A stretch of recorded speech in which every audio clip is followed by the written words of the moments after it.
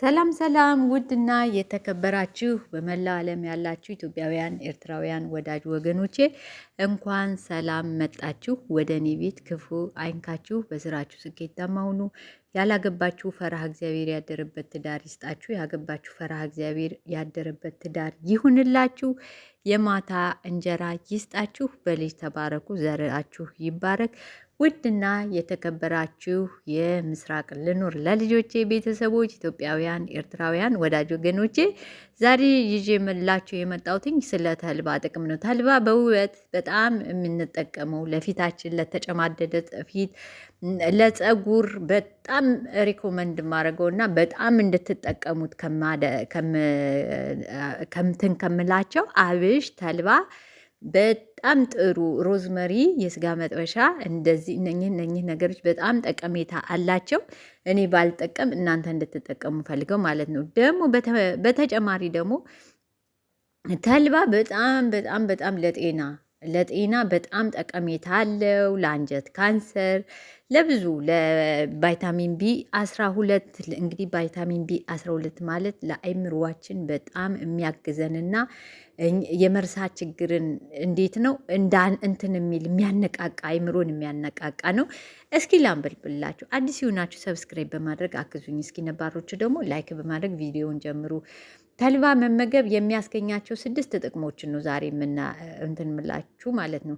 ከፍተኛ የአሰር መጠን አለው። ተልባ ማሚን እና ኢሞሚ የሆኑ ቃጫዎችን በውስጡ በከፍተኛ መጠን የያዘ ሲሆን ይህ አንጀት ላይ ያሉ አላስፈላጊ ቆሻሻዎችን ያስወግዳል። ሰውነታችን ውስጥ ያሉ ጮማዎችን ይቀንሳል። ኮሌስትሮል ይቀንሳል። ተልባ በውስጡ በሚገኘው ኦሜጋ 3 አማካኝነት መጥፎ የኮሌስትሮል ሎ ዲስቴን እና እነኝህን እንዲቀንሱ ያደርጋል። በዚህም የልብና የደምን ግፊትን በሽታ ተጋላጭነትንም ይቀንሳል። ካንሰር ይከላከላል።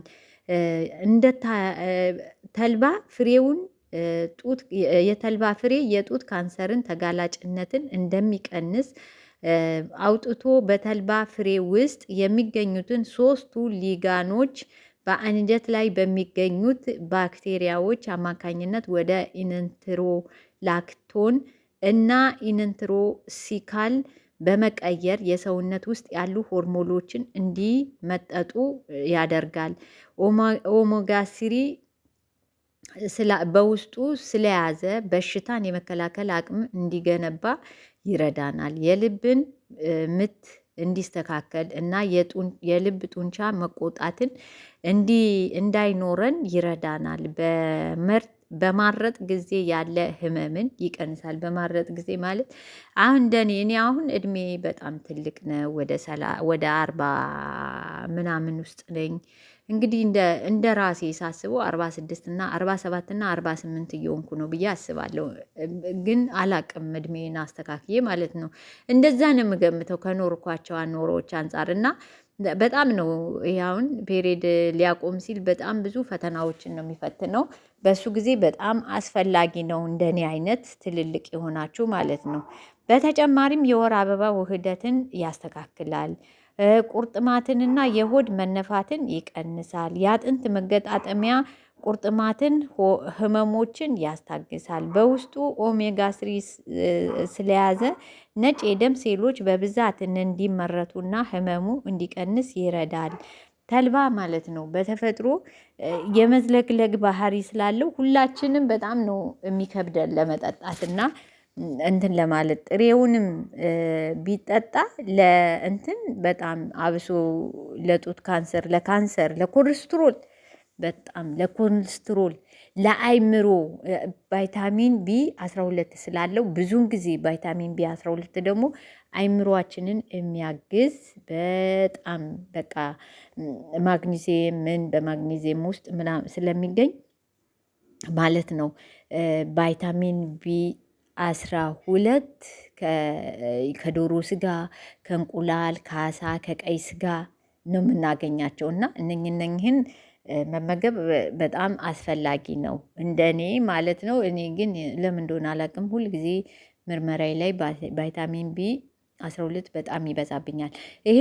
ይሄን ደግሞ ማወቅ የምትችሉት ማለት ነው። ይሄን ማወቅ የምትችሉት ብዙውን ጊዜ ራሳችሁ ሳትሆኑ ሄዳችሁ ምን ቫይታሚን ያንሰኛል ይኖረኛል የሚለውን ተመርምራችሁ ከምርመራችሁ ሁሉም የእያንዳንዱ ያላችሁ ቫይታሚኖች ይታወቃሉ በሰውነታችሁ እና እንደዚህም ማገዝ ራሳችሁን ትችላላችሁ።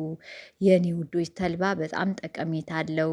ኑግ፣ ሱፍ እነኚህ ነገሮች ጠቀሜታቸውን እኔ አንብቤያቸው ከጠቀሙኝ ለእናንተም ደግሞ አመጣላችኋለሁ።